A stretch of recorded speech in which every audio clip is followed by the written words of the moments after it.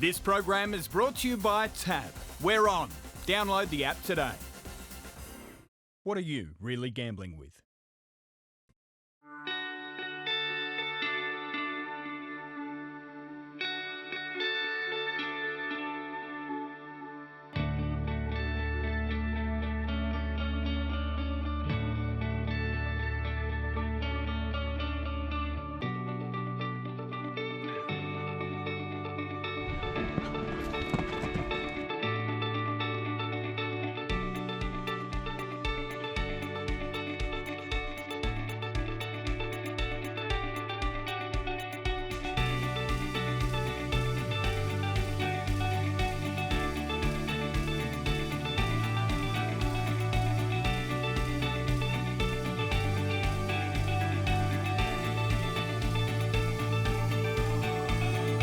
Hello, I'm Caroline Searcy. Welcome to a new series of Thoroughbreds Are Go.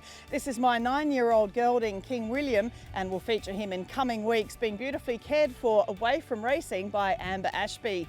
Coming up on this week's show, we bring you our Thoroughbreds Are Go sponsored rider at the recent Racing New South Wales Equimillion, Hannah Marsland and her Choisir gelding Burnt Patch, highlighting the great joy young riders get from each new step taken by their new thoroughbred partner.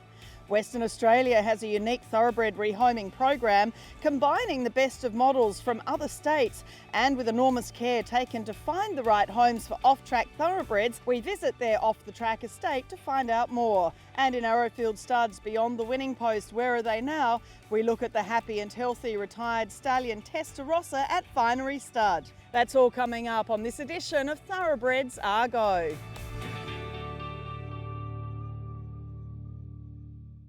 The second annual Racing New South Wales Equimillion took place over the October long weekend, with over 500 thoroughbreds competing in a range of disciplines at Sydney International Equestrian Centre. A lot of racing and breeding industry businesses supported riders, and Thoroughbreds Are Go was delighted to be able to help Hannah Marsland and her Choisir gelding Burnt Patch. And the progression of horse and rider in a big competition environment over the weekend was great to see.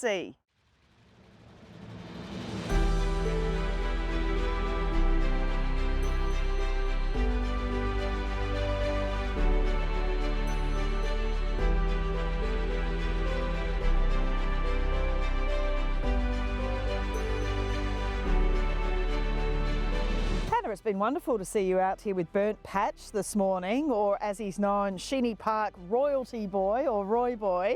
Tell us a bit about what you're doing with him now in preparation for Equimillion. Yeah, so we've done a bit of dressage and show jumping to prep him for Equimillion. We've taken him to a few local competitions and he's done really well, really put his foot out there and done really well in his conditions, and got some really nice feedback from the judges as well in our dressage tests. So I'm really happy with how he's going. How long have you been riding him? Only a few months, so it's just a short partnership, but I've really enjoyed getting to know him and seeing what we can do, and hopefully it's going to look bright for the future. Yeah, well, Emily of course owns him here at Sheeny Park at Cobbitty, and it's really fantastic to see the backstory of some of these horses. This horse, he was named Burnt Patch because his owners were actually sadly caught up in the bushfires in 2019, and they said you better call the horse Burnt Patch because around them unfortunately everything had been burnt. But are you interested in the backstory when you're riding a horse like this? Does it sort of add to his character, I guess? It really does. It just gives you that little bit extra about them, and it makes you kind of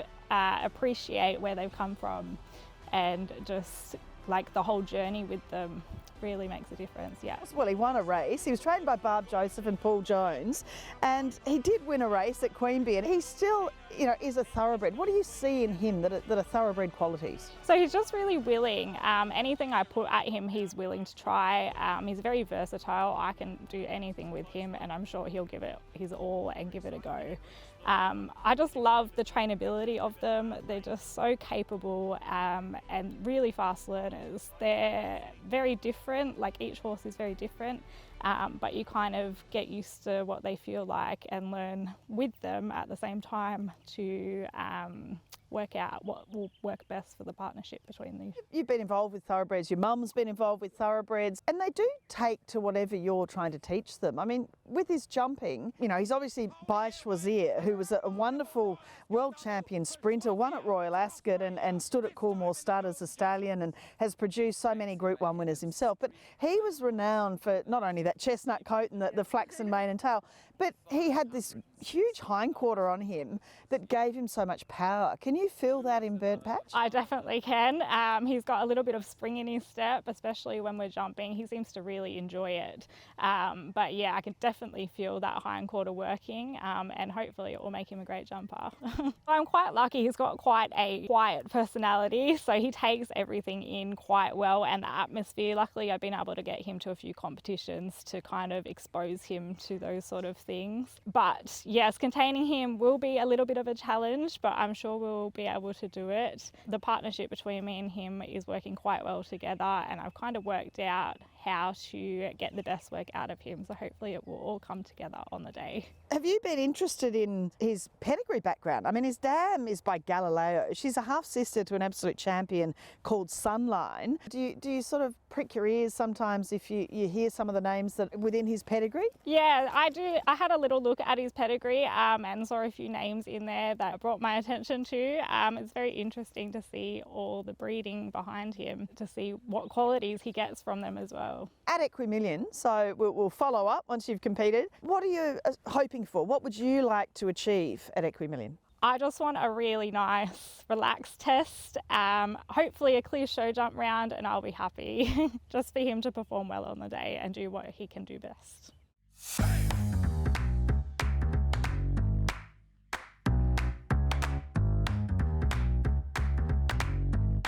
Well, it's been fabulous to see you out here with Burnt Patch. How's he gone overall? It's, you know, a big atmosphere. We saw Friday in the dressage. He was a little bit spooky, but by the second test, he was fantastic. So you've had a great learning experience, and so has he. Yeah, so we started off on Friday, very tense in the warm-up, very overwhelming for him.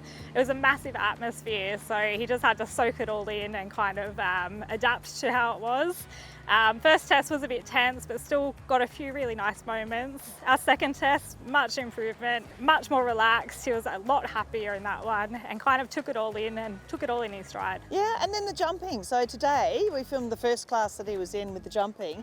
How did he go with that? Because could you feel that he was just more relaxed? Because, hey, I've been in this area, I know where I am. Yeah, he's kind of taken everything how it was today, much more relaxed. He felt a lot better, listening to me a lot more. Yeah, I was very happy with him today. Kind of a lot easier for a ride.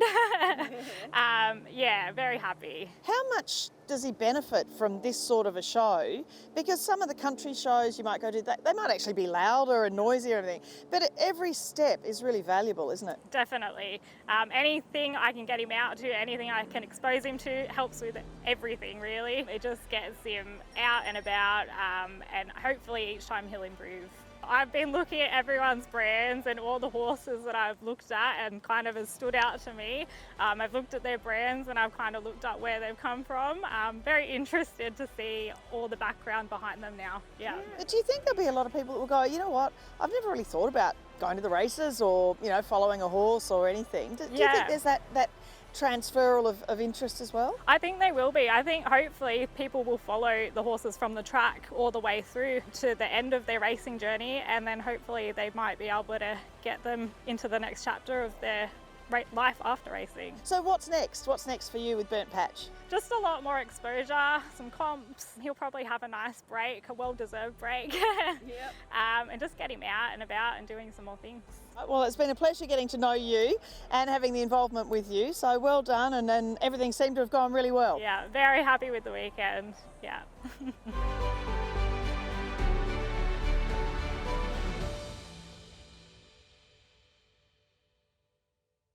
It was a real pleasure to get to know Hannah and Burnt Patch, and I look forward to seeing their progression in future.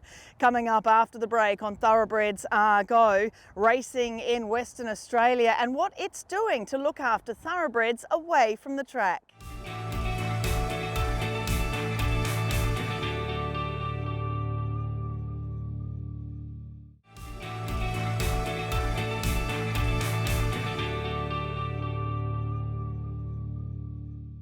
Every state and territory in Australia has a slightly different model in how their principal racing authorities, or PRAs, manage thoroughbreds away from the racetrack.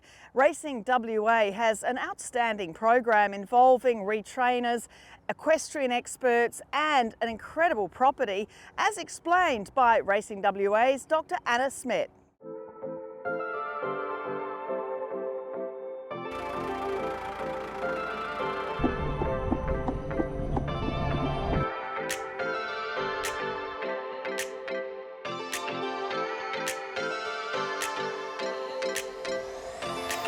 It's so great being here in Western Australia, and I was so intrigued a few years ago at the IFAR conference that you were saying, you know, the Western Australian or Racing WA model for off-track thoroughbreds is a bit of a mix between what they do in Victoria, where you have retrainers, they have accredited retrainers, and New South Wales, where they buy property. Well, we're here at the old Touchstone Stud, we'll talk about shortly as well. It's a bit of a best of both worlds, but also you've learnt from a lot of global programs, haven't you? Well, yes, we're very proud of how far we've come in that time as well. I think we know that aftercare for racehorses needs to be more than just one thing. It needs a whole toolkit, which is what the IFAR conference is all really about sharing that knowledge. And retraining has a really important part to play in that. And there's many different ways of getting to the same goal, which is why all those things work really well in different places. And we've chosen this approach, and we're here today at the Off the Track WA estate in North Dandalup to show you what that's all about. Just talking firstly about your retraining program and your retrainers. Why is it so important, and what do you do to ensure that these horses are retrained the right way?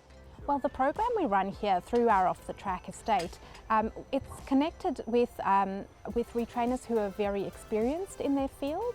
They are active in many different equestrian disciplines, and they have the skills and experience to take these retiring racehorses from their career in racing through to their post-racing career. And that really needs someone who understands the quirks and the personality of retiring racehorses, as well as those who understand the importance of matching a horse to the appropriate type of rider that's coming through as well. You have someone like Michael D'Agostino, who's obviously hugely experienced as a five-star eventer, but a number of others as well. But Michael, you can see the professionalism and his dedication to getting it right. Absolutely, and that overlap from racing into the equestrian world is really important to make that visible to people who understand both sides. Are very important to the off-the-track program and can help with that transition. And the horses that you have here, just explain what happens. What's the process for them, for people to actually get a horse that is to be retrained through the WA off-the-track program? So horses that are retiring from racing can come into our program. We introduced the program not to accept every retiring horse, but to act as an additional pathway that was available for trainers. We know the industry already does a great deal of work retraining and rehoming horses themselves, and many people are doing an outstanding job. But there are those that need a little bit of extra help, or that might not be suited to the existing pathways. And those were really the horses that we were targeting, to make sure they didn't slip between the cracks when a little bit of extra work could really make all the difference.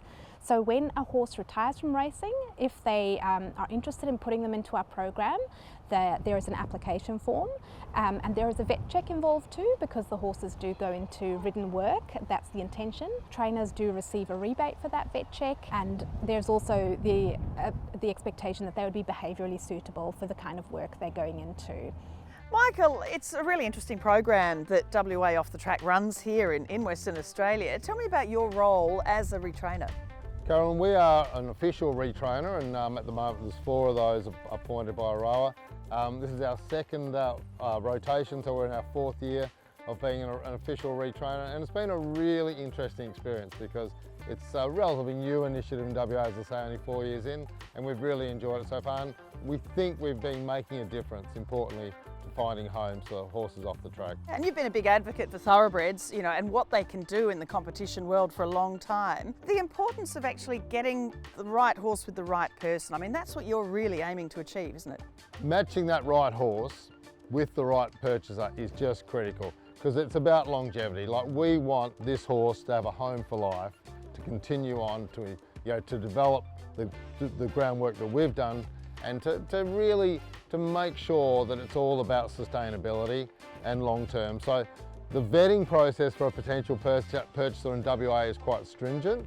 So the rower staff go through and check their suitability, and then we watch them ride on the horse, and we might even do a couple of viewings. There's no limit to the number of times that they should come and ride this horse, because we want it to be the immaculate match. So we want it to be a long-term perfect home. So it really is important to find that perfect home. And what they do here is they really do vet them in a way, both physically and from a veterinary sense. And they look at their temperament, their suitability, because unfortunately some of them might be just better as paddock companions.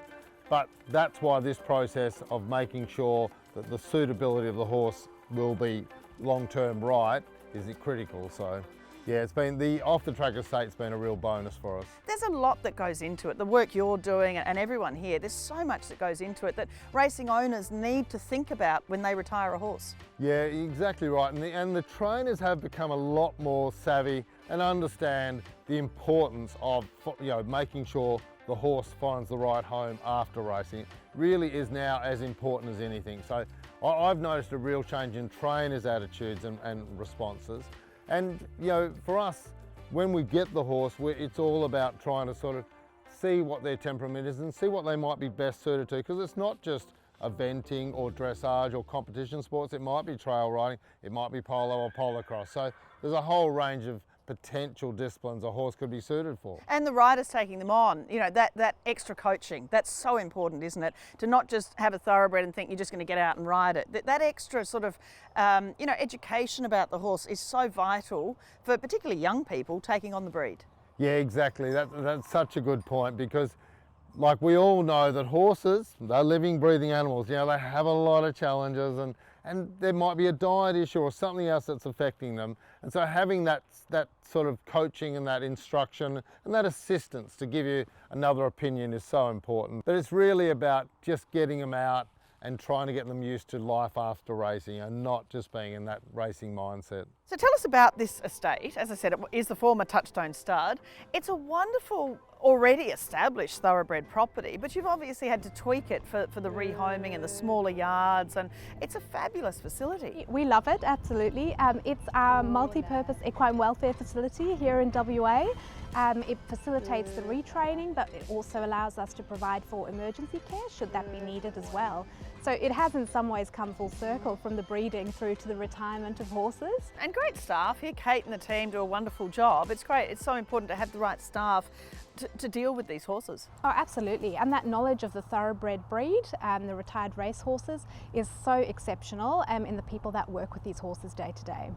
They'll spend anything from 3 to 6 months out in the Stallion paddocks until their time is to come in.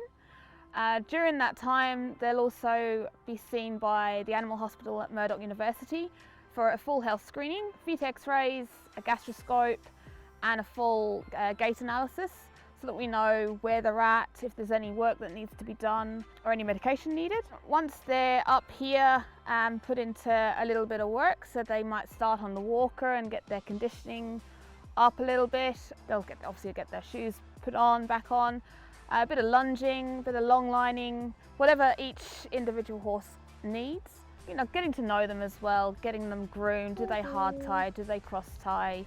A little bit of float training, just desensitization before they're then assigned to a retrainer, one of our 4 retrainers. We just take our time with each of them, and when they're ready to go, then, and there's a space for them at a retrainer, then they start the next part of their journey. Some of them have come from very regional areas where there is no pasture, no natural pasture, and they need that time to get used to it and to transfer to a new life. That's a whole different side to each horse. And then from there, from the retrainer point of view, once they've had the horse, what happens then as far as someone actually wanting to take on that horse, someone from the equestrian world? We encourage our retrainers to kind of be the front of the sale, and then we're there as support. So when someone comes and tries a horse, there's paperwork, a few bits, waivers and application forms to fill in, so that we get a full idea of who they are, where they intend to keep the horse, so we can make the proper match between horse and rider. And you do have other programs as well. I mean, tell us a little bit, the passport that you use, it's great for traceability.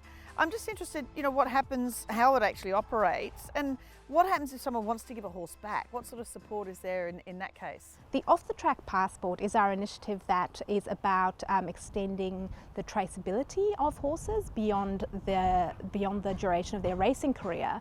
We know that in racing there's extensive requirements to report where horses are, but that falls away once the horse goes on into the equestrian world or into a pleasure home. So our off-the-track passport provides the opportunity for someone who has a retired racehorse to claim that horse on the passport.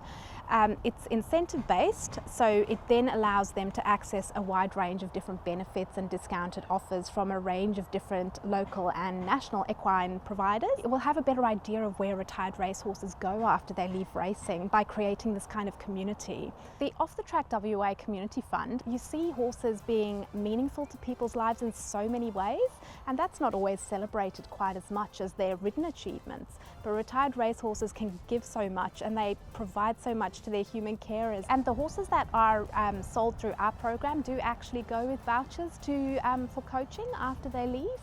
We also do run a range of clinics across the state, including in regional areas, and that's been done through our partnership with Equestrian Western Australia. So it's all about making sure that these retired athletes, who are the star of the sport and such amazing animals, go on to live a purposeful retirement in which they can really enjoy being a horse, and it's absolutely worth it because of the incredible animals that they are.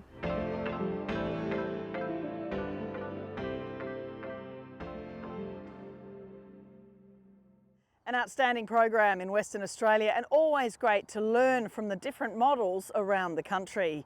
Coming up after the break on Thoroughbreds Are Go, retired stallion Testa Rossa at Vinery Stud. In Arrowfield Studs, beyond the winning post, where are they now?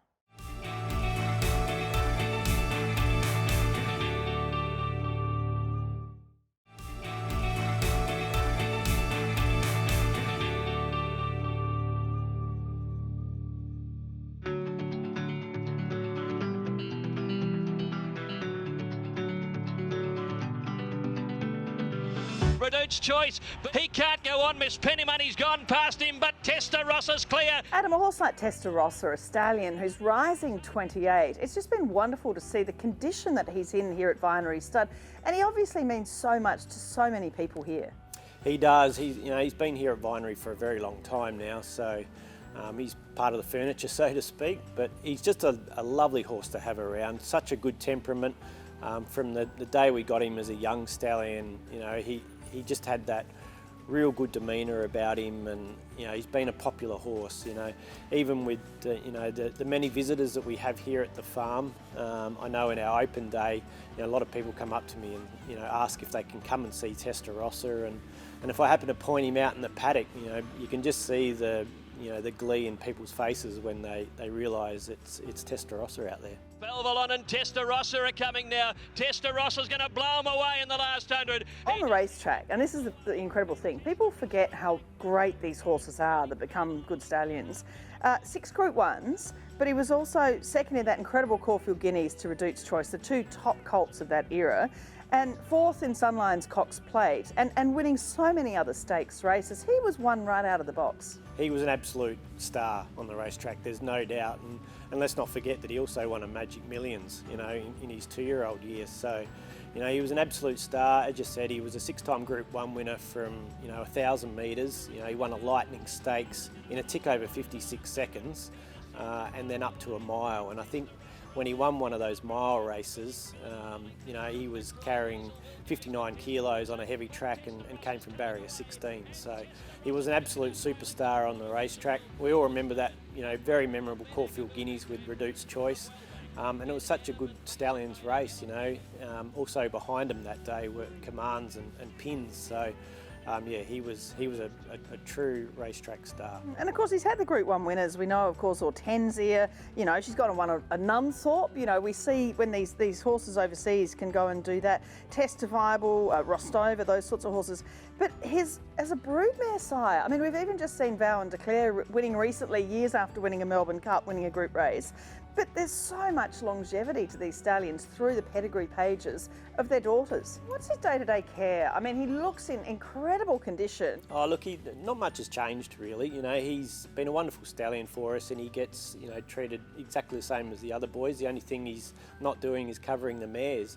He might spend a little bit more time out in his paddock now, but you know, he's still got his stall in the stallion barn and gets treated the same. So, you know, he's just a wonderful horse to have around, and you know, we love having him here. And I was interested just hearing your stallion guys saying, you know, as far as, you know, his joints and keeping them cool, he stays out at night and he's perfectly happy. I mean, these horses, they do enjoy being a horse, don't they? Absolutely. You know, he loves his paddock. He's the only stallion that we've got here that's got a tree in his paddock, and he loves to park himself under that tree in the summer, and you know, he's just at home here, and you know, we love him to death, and you know, he's a star to us. What would you say to people, you know, that might be a smaller operation about looking after these stallions later in life? Just to keep their routine, you know, pretty much as what they've had it, you know, even when they're covering mares. So, you know, I think that, you know, horses are, you know, very much, you know, adapted to the routine, especially stallions. So, yeah, just that TLC, and you know, the boys that work with, you know, Testa know him inside out. So, you know, that makes a big difference.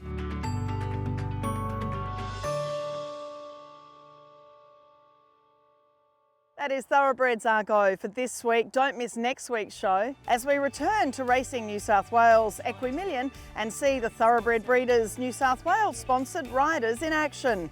And Thoroughbreds at Sydney Centennial Park Stables, we visit the former John Sargent trained Favreau to see how they settle into life back in suburbia. That and much more next week. I'm Caroline Searcy. I look forward to seeing you then.